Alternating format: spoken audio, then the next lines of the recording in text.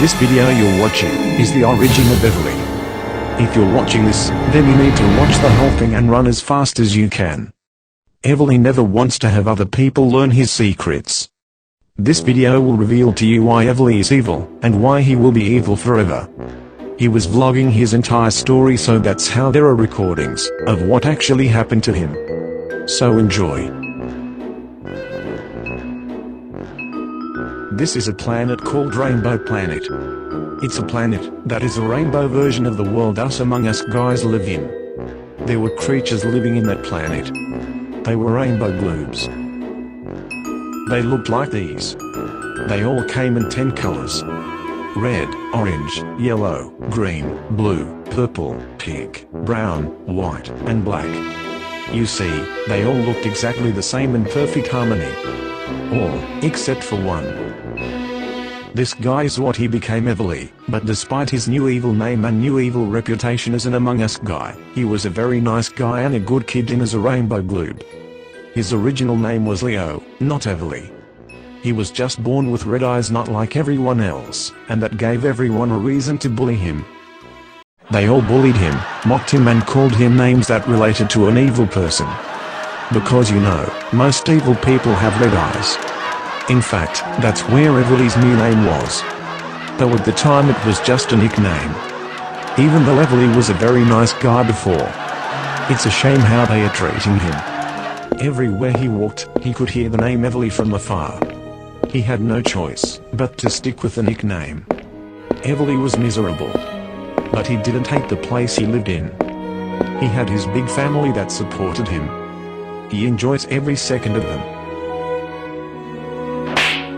He also met a couple of misfits like him that supported him. Yep. Despite him getting picked on constantly, he still loved where he lived, and his family and friends that supported him. Everything for him was going great. Until tragedy struck.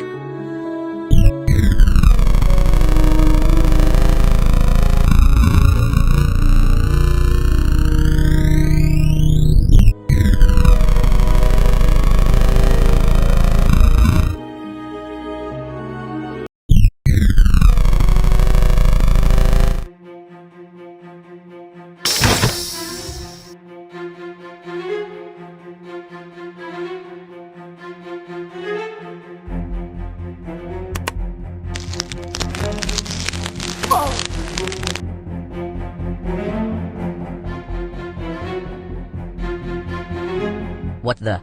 Who you are and why did you trap me here? Also, you just took me away from my home, you know.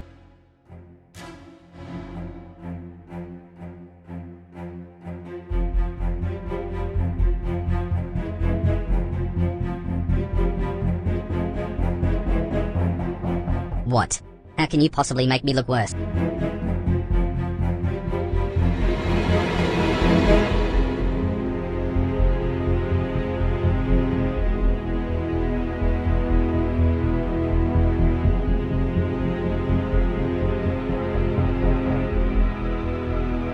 Please.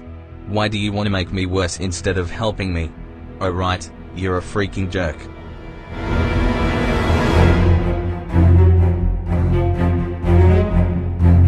Well, not really. I may have lost my family, but I still have my friends that you brought here. Why did you bring them anyways? They weren't really a problem. This is just a sick joke. Get away from me.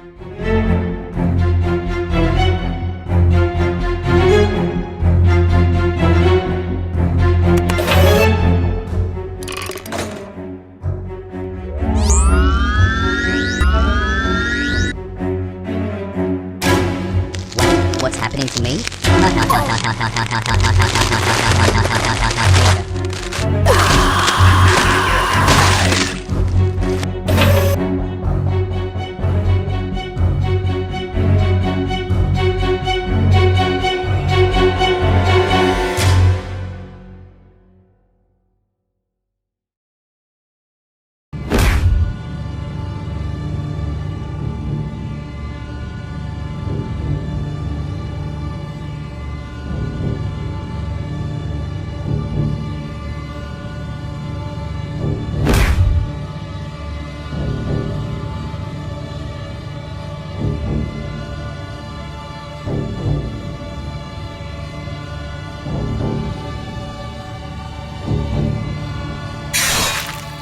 The scientist died that day, but he should have seen it coming. He did something horrible, and asked for what he got. Evely was devastated.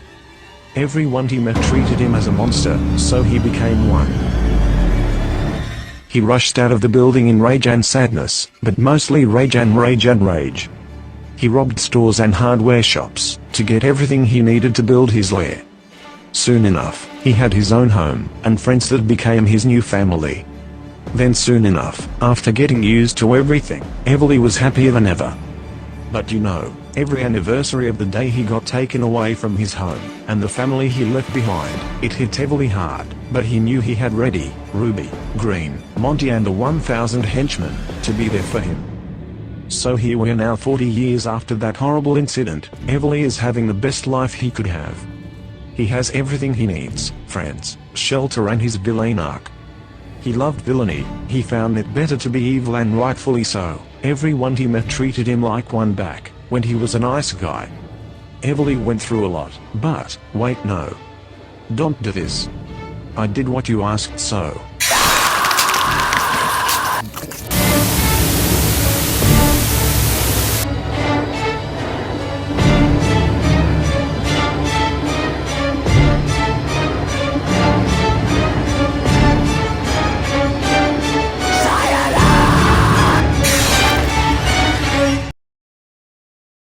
It was many moons ago, when blood-drawn forest wasn't as creepy as it is now. Blood-drawn forest was made to scare people. There was never anything evil about it. But people believed some monster was haunting that place. That rumor never stopped until one day. Everything changed. Started at that high school. There was this college student that was afraid of that forest 10 times more than anyone else could ever be, and of course 2 bullies just had to bully him. They picked on him and called him things like coward, double-phobic freak, scared all the time idiot, and braveless freak. It kept on for days and days until one day, the bullies had a breakthrough.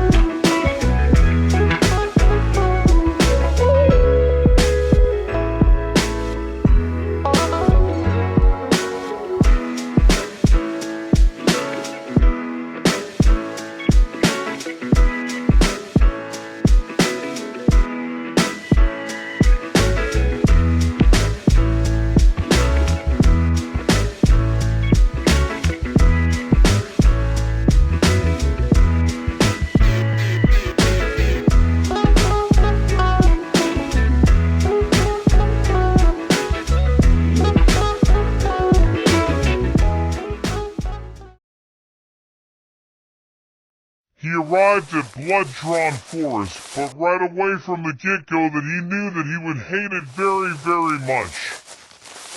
He walked through the trails all alone at night. He was petrified, terrified, cowardly afraid. He absolutely felt so passed out from it. The only thing that kept him moving was the uncontrollable walking he did. He felt so lifeless. He ran a little bit, picking up the pace. He knew the only way to get out of that nightmare faster is to keep on running. Soon he needed to catch his breath, so he stopped for a bit. At least he had a thought. If he did it, he'd be the first person to enter, walk through and exit Blood-Drawn Forest.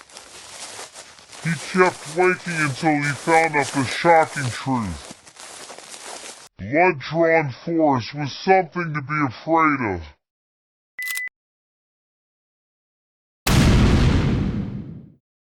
That college student died that day.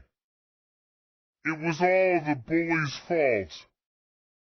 He was dead until the unthinkable happened. Chemicals started to leak out of the landmine. It started spreading throughout him, and the blood in both of them began to merge.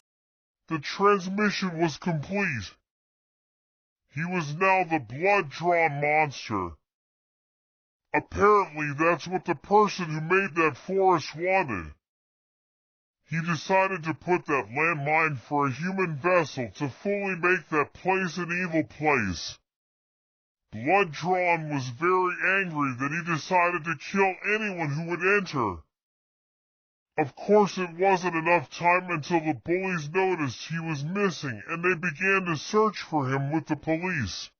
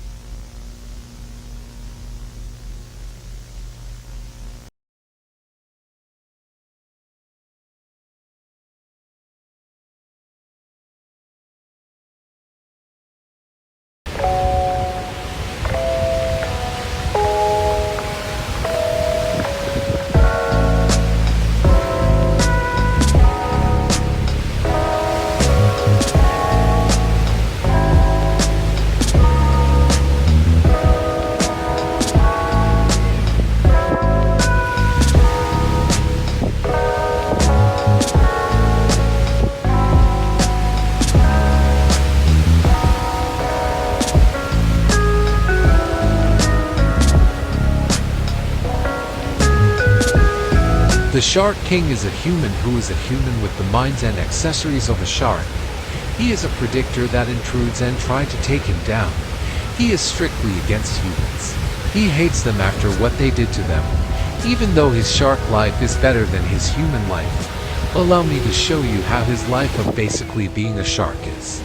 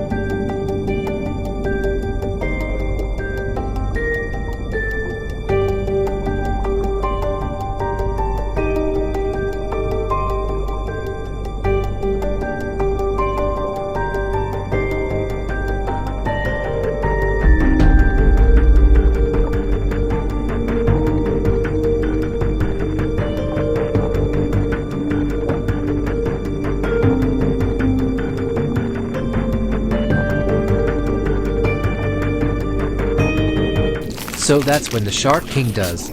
If any intruder crosses his path, whether it's just a random person or a hunter, and the Shark King has definitely faced a lot of hunters trying to shoot him, he tears them apart. He either does it himself or he calls upon his shark tribe.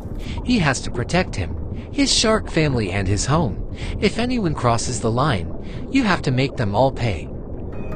Believe it or not, he wasn't always a shark person or that much violent.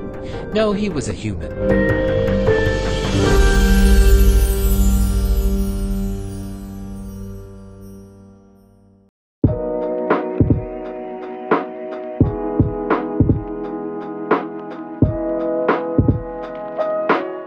The Shark King used to be a normal guy named Tom. He was a good person. His favorite animal was the mighty sharks. He likes how they're natural predators and manage to kill and eat fish on their own, and there are all kinds of sharks. He loved sharks. In fact, he wanted a pet shark of his own. He would make a big tank to put the shark in. He even told the whole town about it. They made fun of him for it. They mocked him and said that would be impossible. How can you get a big giant sea animal that eats anything bothering its surroundings and find room in your house, they said. Tom felt resentful. He felt like a person that was trying to make his impossible dreams come to life.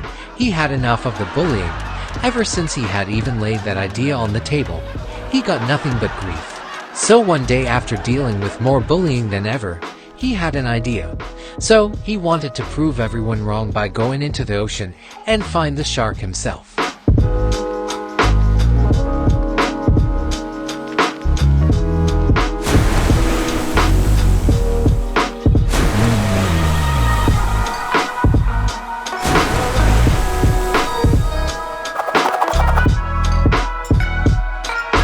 The whole town gathered and saw how Tom caught that shark no problem. Everyone was actually amazed. They felt wrong for how they treated Tom, and now they're praising him for that incredible shark catching stunt. Tom was finally pleased from the whole town. But then something went wrong that turned everything upside down for both the town and Tom's reputation. The shark broke free and decided to go on a complete murderous rampage. The whole town freaked out. The shark killed a lot of people because of how bothered he was. A lot of people died that day, and soon everyone's anger turned to Tom. A famous scientist that is very close to the place came and took the shark down.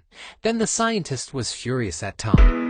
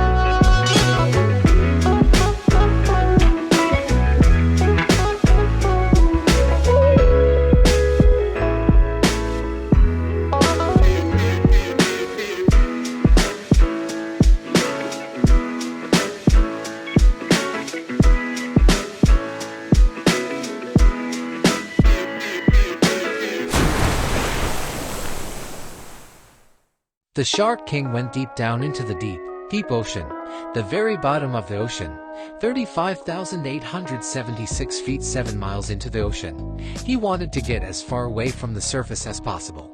Then he found his new domain. It wasn't much, but it was good. Then he made a brand new shark family. In fact, that's where he got his name. From his nature of him being the only shark different than others, he still has his humanity. We thought that living in the ocean as a shark was a nightmare, but in fact, it was a miracle. He lived the ocean life.